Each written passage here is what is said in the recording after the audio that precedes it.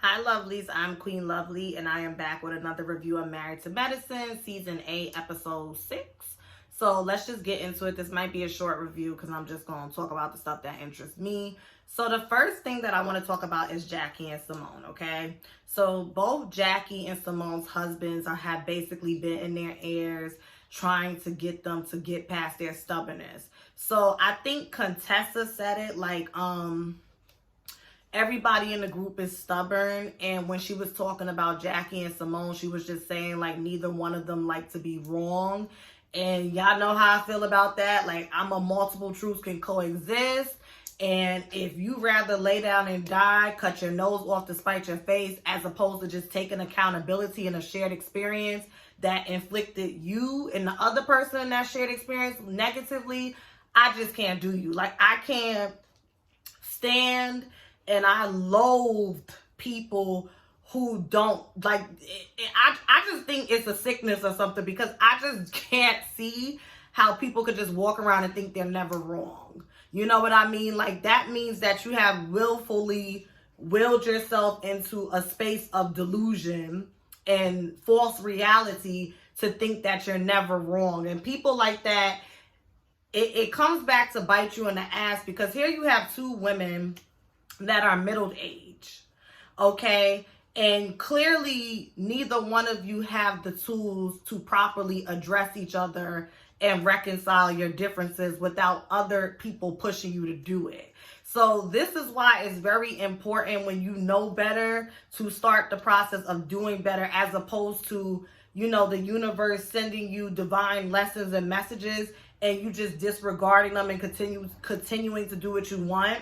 Because you'll find yourself in your 40s, your 50s, your 60s, and so on, until you leave this physical plane, in a reoccurring loop of the same themes, the same lessons, and so on and so forth, because you have yet to learn them.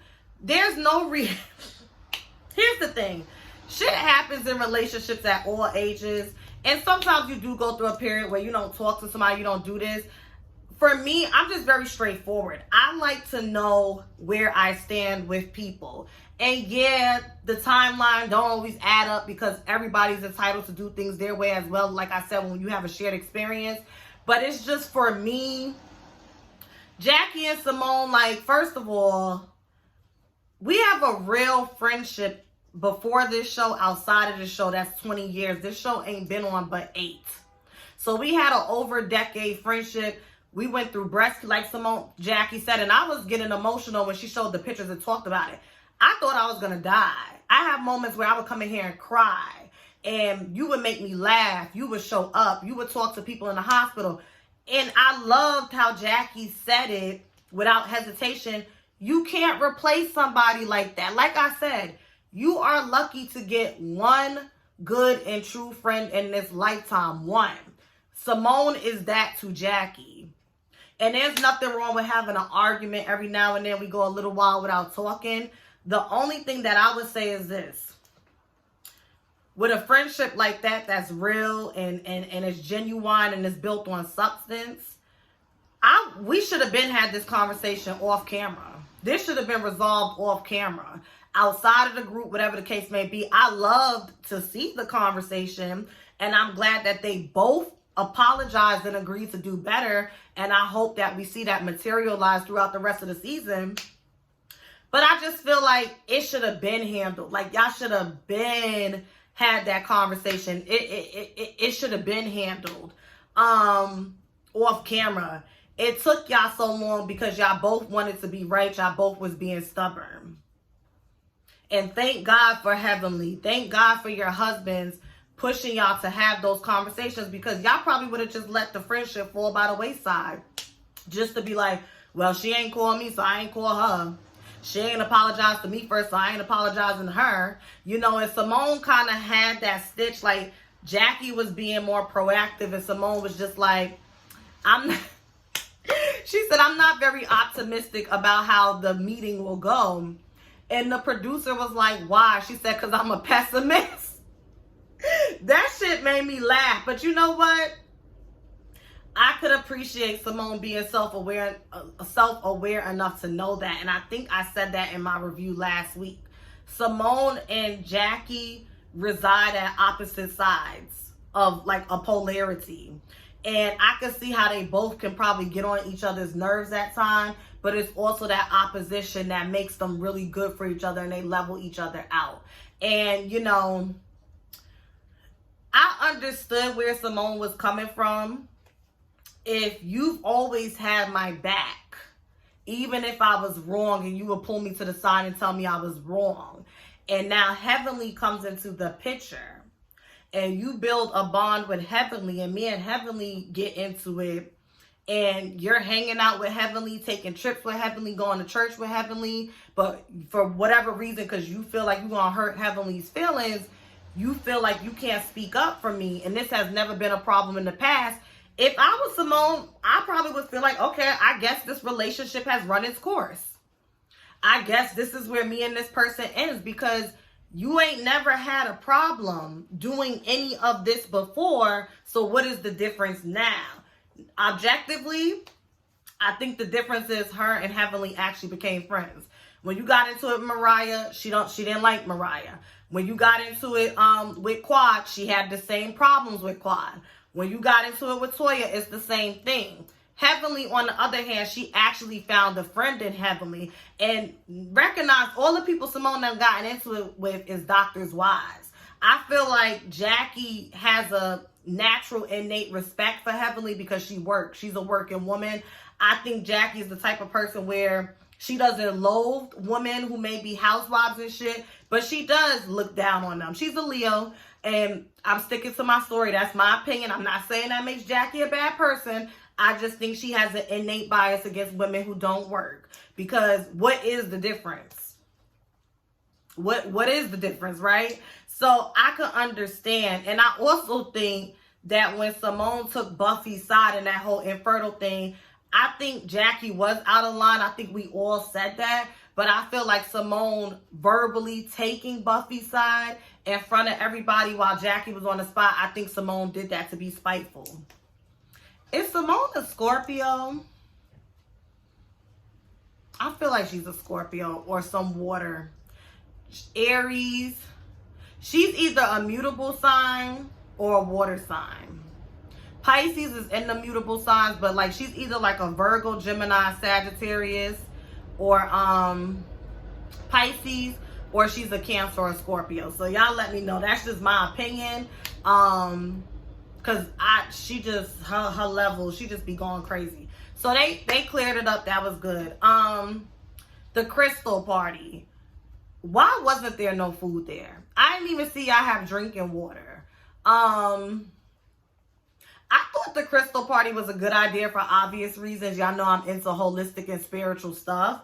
Funky Dineva looked good. Like, he looks really good. That 10 pounds or whatever that the camera adds, he looks good. He looks good on TV. Funky Dineva looked good.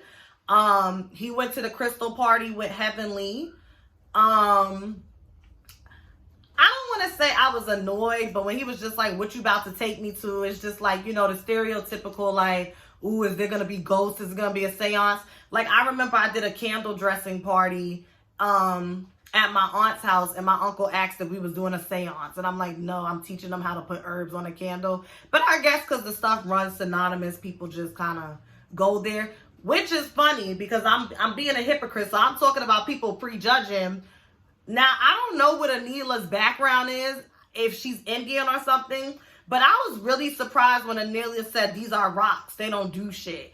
And see, I could see why her and Toya were friends up until when they fall out later on in the season, because y'all both ignorant and dense as fuck. I like Anila, but that was just ignorant to say, oh, it's fucking rocks. Like, but she's an Aries. I expect nothing less. I was like annoyed, and maybe that's just my bias because it's like, you know, that's what I do. But I was just like, this bitch is so ignorant. But I was surprised to hear that from her because I don't know why I just be assuming like Indians and stuff be into stuff like that. I know maybe that's ignorant. Yeah, that's ignorant, but yeah, whatever. They did a crystal party. I actually thought it went well. The funniest part was when Heavenly was like, so first and foremost, I could appreciate Anila apologizing for the Brown Lives Matter comment, or like saying that people of color were all the same. I think a lot of people that are not black think that. I remember I had a back and forth with someone who was Puerto Rican, and she was just like, I don't see what that has to do with anything. And I was just like, okay, well, you don't have to see it. You're entitled to your opinion, but I see it. And see, people need to be okay with being ignorant to things. And what I mean by that is this. If you don't understand, or you need me to provide an example, just say that. But don't just, no, we're the same and people of color. And no, if you really don't want to offend me in my personal experience as a black individual and the oppression that I face, or whatever the case may be, then ask clarifying questions. That's how you effectively communicate so that it doesn't go left. And Anila was so busy trying to die on this hill that everybody has the same struggle. She didn't realize how offensive it was and how ignorant it was. So I was happy that she spun the block and was like, you know what? I shouldn't have said that. That was ignorant. Like, the struggles you face. I was glad that she did some reflection. I don't know if Toya called you like, girl, you the only non-black person in the cast of black people talking about your struggles is the same. You need to clear that shit up real quick. So I was glad she did that. Heavenly accepted her apology, and I loved how after the party was over, they sat down. And Heavenly, this is what I mean, kind of similar to Kenya Moore, but I think I could stomach Heavenly more than Kenya Moore. I love when Heavenly is just regular. And maybe she's just a multifaceted individual that can be a devil and then be an angel. But I think it's that side of her that makes her and Jackie be friends. You know what I mean?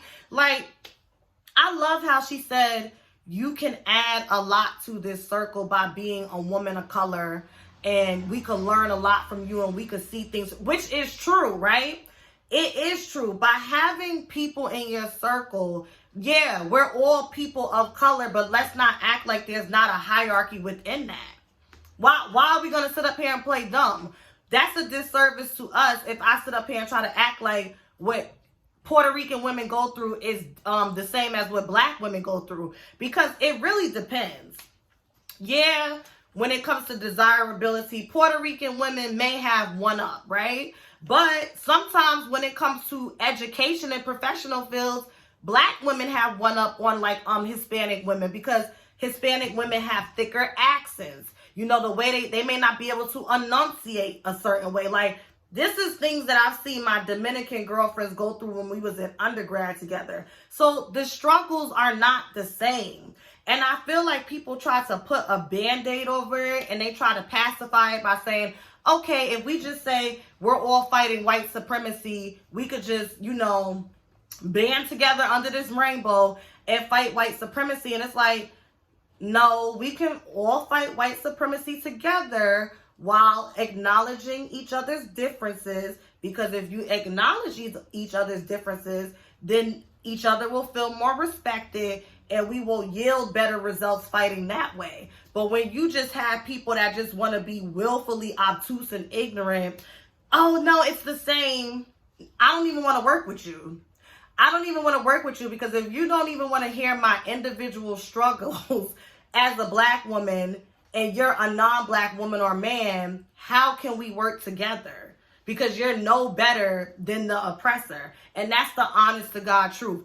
It's not the same, but it's also not a crime that is not the same. I feel like people don't want to have these conversations because for some reason there's a negative connotation, and I just don't get it. So I loved how Heavenly said, it's good to have you in the group, because now we could get an inside look on how y'all feel when these things happen, which is true, because black people also have a tendency to make it seem like they're the only ones going through things, and that's not the case. So I enjoyed that.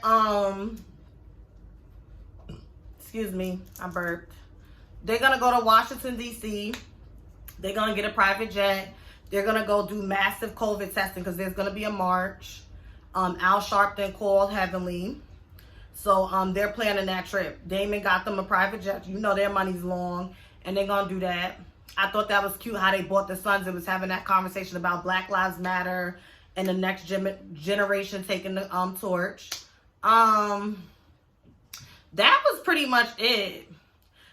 Contessa, I don't know what's going on with you and Scott, but y'all need to get that shit together. Y'all need to get that shit together. You slipping up in confessionals talking about the man could be cheating. The producer said, well, why would you say he has a side chick? And I understood where Contessa was coming from. I'm never going to be so naive to think that I'm above being cheated on. But again, as a woman, it came from somewhere. Are y'all not having enough sex? Do you feel like he's getting it from somewhere else? What's the tea? Did you find a number on a napkin in his coat pocket? What's the tea? Is there an assistant or a secretary who's young and pretty, and every time you walk in the room, she seems to be close to your husband? Like, what's the tea? Because in the trailer, Scott, please don't break my heart. Please don't break my heart. I hope he didn't cheat on Contessa. I really don't. But if he did, you know, niggas gon' nig. Niggas gon' nig. I don't know. But I'm with the producer. Like, why are you asking if he have a side chick? And Heavenly apologized to Toya. That was fun. Toya said, breaking news. Heavenly apologizes. She gonna do something else in 2.5 minutes to apologize for. Listen, I don't know. And Contessa, I liked how she apologized. Like, you know, at times I could be dismissive. If I feel like something is stupid, I could be dismissive. So can y'all please forgive me? I'm going to work on that. I thought the crystal party was great. Jackie was talking about, you know, sometimes I don't take a stand. Simone is me. Are you talking to me or are you talking about me? And then she's like, Jackie can only talk in code because she don't want to hurt nobody's feelings. The shit was funny, but that was pretty much the episode. I feel like this is a good season so far. I just want them to get to the meat and potatoes. Like, next week don't look like it's really going to give much. You know, we about to be 9 to 10 episodes in, so, you know, bring it. I think the second half of the season is going to be some ish. Because I want to see when Quad and Toya get into it, and Quad is like, no, you're full of shit. I want to see it. I want to see when Toya and Anila fall out. And Lisa is such a beautiful woman.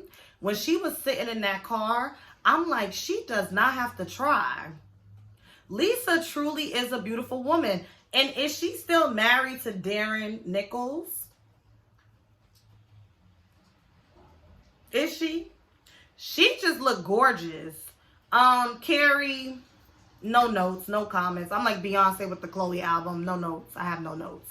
But Lisa is just beautiful. But I do feel like this season she's more rah-rah Reptar. So that's going to be interesting to see. But that's my review. I said this was a long review. It was. But yeah, I'm getting a review to y'all the day after the show. So we doing better. Make sure you hit the thumbs up, subscribe, hit that notification bell and enable it, and comment below to let me know what you think and share this video. Have a good day.